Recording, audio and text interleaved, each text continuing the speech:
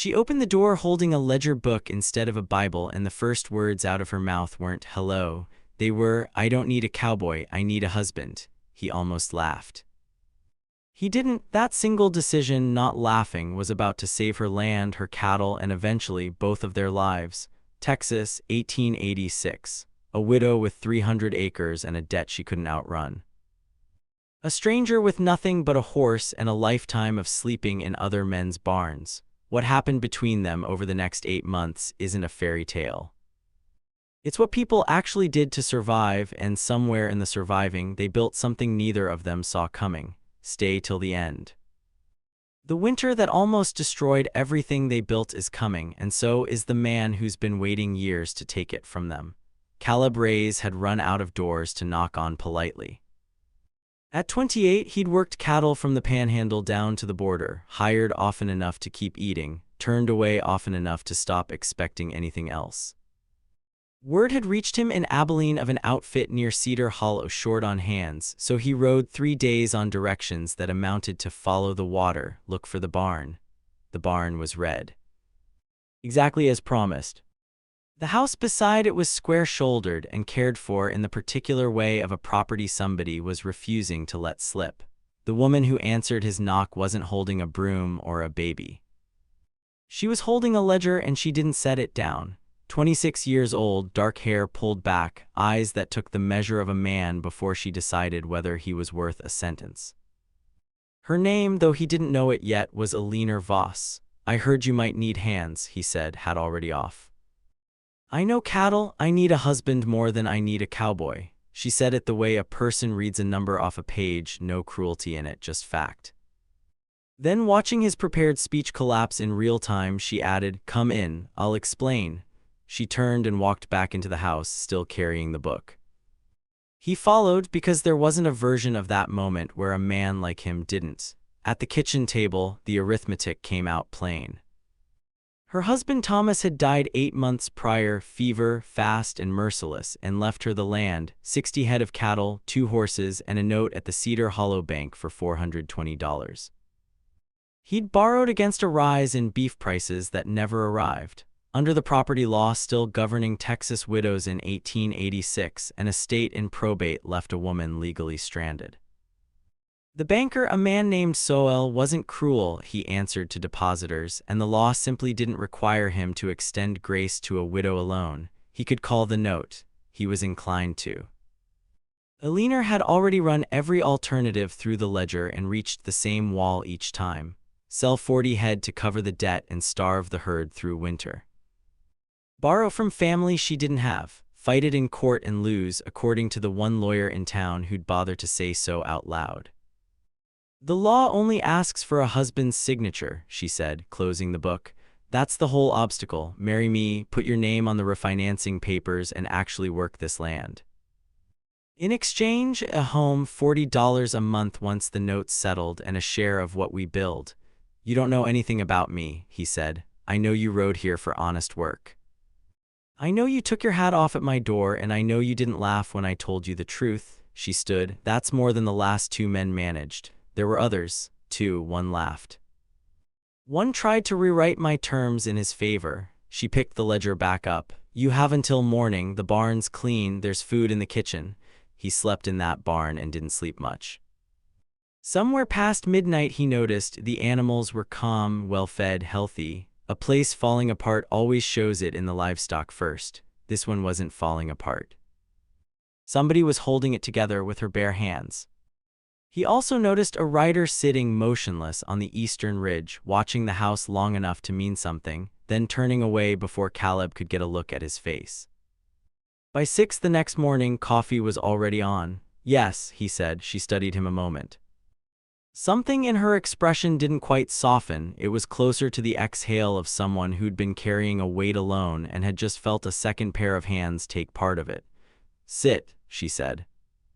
"We're going to town this afternoon." They married on a Wednesday, 11 minutes, 2 witnesses, a reverend who'd married half the county.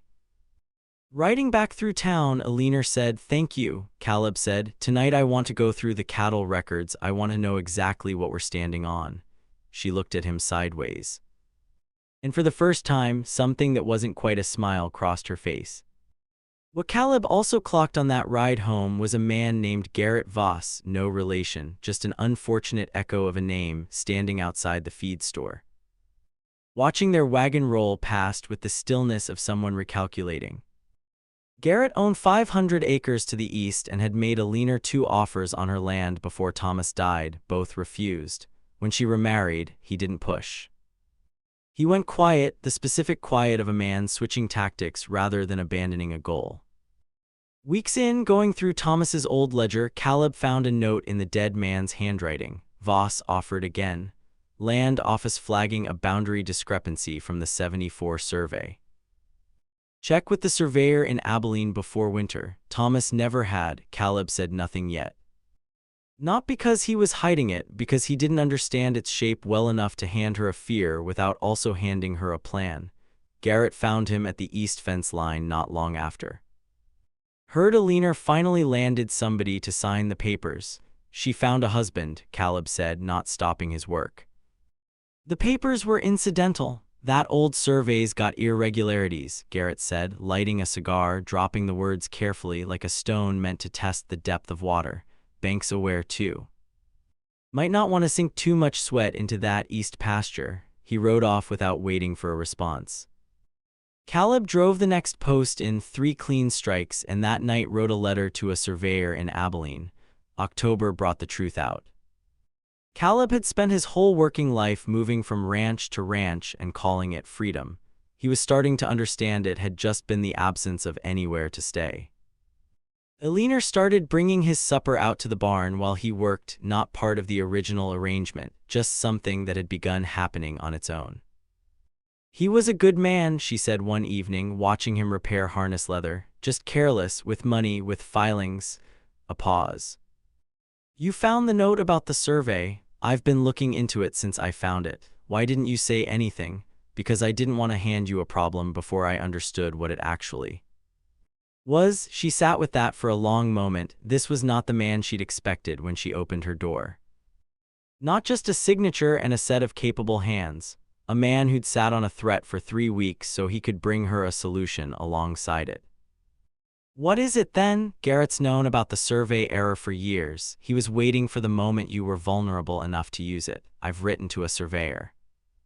If the boundary's wrong, we get it corrected and filed before he can move. She was quiet a long time. You've been planning this since the fence line.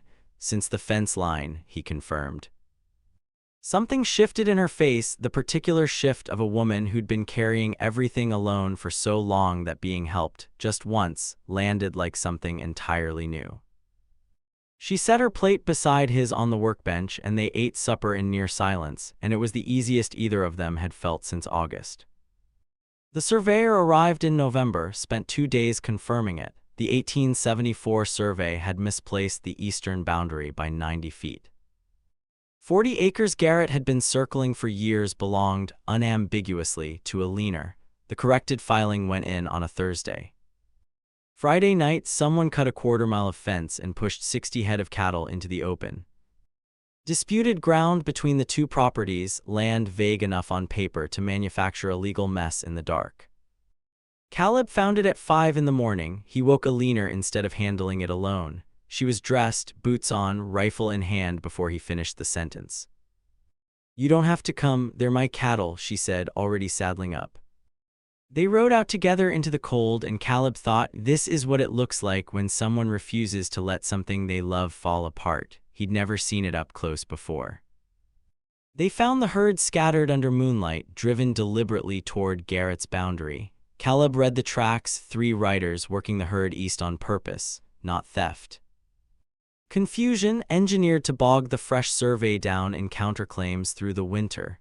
He found 2 of Garrett's men waiting at the far edge, not working, watching. He rode straight at them, no weapon raised, just the flat composure of a man who'd already decided exactly how far he was willing to go. This ain't your land, one said.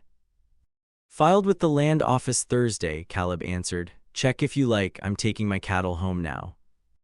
You can help or you can ride back and tell Garrett the survey stands and that the next man who cuts my fence in the dark won't find me alone. They rode east. He turned back to help Alina bring the herd home. By the time the last gap was wired shut, the temperature had dropped 15 degrees and the first snow was falling. "Big storm coming," she said, reading the sky. "I know, then we've got work to do." She was already moving. The winter of 1886 became legend on the plains, the Great Die-Up, a blizzard that wiped out cattle herds across the West and ended the open range for good. In their county, the temperature fell to 20 below. The creek froze solid. The windmill seized and had to be freed by hand in cold that could burn skin in minutes. They worked as though rest were a luxury neither could afford. They lost 7 head the first week, unavoidable. They saved 11 more, including 3 calves brought into the kitchen and wrapped in blankets by the stove, warmed in shifts through the worst nights. The kitchen smelled permanently of cattle, wet wool, and coffee that never went cold. There was no time left over to discuss what they were to each other. There was only the next problem. On the coldest night, 22 below, wind coming in sideways, the barn door needing both of them to force shut, Caleb came in from the north pasture with frostbite starting in 3 fingers. Alina sat him at the table and worked on his hand for 20 minutes without a word beyond quiet instruction, her hands steady. Her face doing the thing it did when she was handling something serious without performing the fear underneath it. When the color came back into his fingers, he watched her bent over his hand in the lamplight and thought, "I spent my whole life looking for a reason to stop moving. I did not expect it to look like this." "Alina," he said. She looked up. "Thank you. They're your hands too," she said, going back to his fingers. "This is your land too." He looked around the kitchen, the stove, the calves wrapped in the corner, the ledger on the table. The coffee always on, and understood that whatever he'd spent his whole life listening for, he'd finally found it. He wasn't going anywhere. Garrett came by in February after the worst of it had broken and found Caleb repairing the same fence line that had been cut in November, posts set deeper now, wire pulled tighter. "Lost 30 head in the storm," Garrett said. "We lost 22, heard you came out lighter than most. We worked harder than most." Garrett studied the corrected boundary stakes frozen into the ground since November. "Survey stands," he finally said. "It does. Then there's nothing left to discuss about the east pasture." Caleb set down his tools and met his eyes. "One thing. Alina spent her whole adult life on this land. She buried her husband on it. She held on to it through a bank that wanted it gone, a winter that nearly took it anyway, and neighbors who saw a woman alone as an opening. She's not alone now. I'd like us to be clear on that." Garrett looked at him for a long moment, the look of a man taking full measure and deciding what to do with the result. Then he nodded once and rode east. He didn't come back with trouble again. By March, the fire was going, the books were balanced, and the first real warmth of the year had crept into the evening air. Caleb had quietly been putting his $40 salary back into the operation for months, a fact Alina had found in the February accounts and hadn't yet raised. "The original terms," he said. "They expired in November. We've been running on nothing since before the storm." "I know," she said. "I'd like to propose new ones." She set her book down. He looked at the fire, then at her.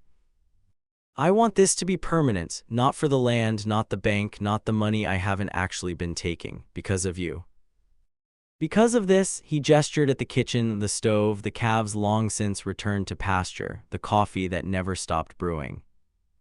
"I'd like it to be a real marriage." She was quiet a moment. "Caleb, it already became one, somewhere around the calves in the kitchen." He crossed the space between them without another word. She met him halfway, and it wasn't tentative, and it wasn't a business arrangement anymore. It was the decision of a woman who chose carefully and never walked a decision back. By May, the herd had grown from 53 to 58 with spring calves. The operation was modest but real, not the expansion Thomas had gambled on, but ground that had been tested by fire and held anyway. Even the banker admitted with mild surprise that the Voss account had become the steadiest one in his ledger.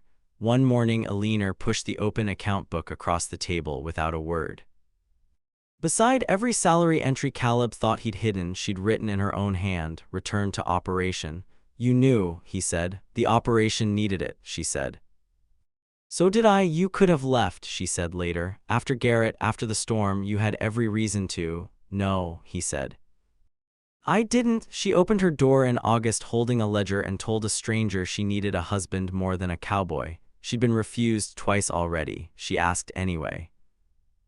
He'd spent his whole life driving nails into other men's barns, listening for an echo that always sounded the same.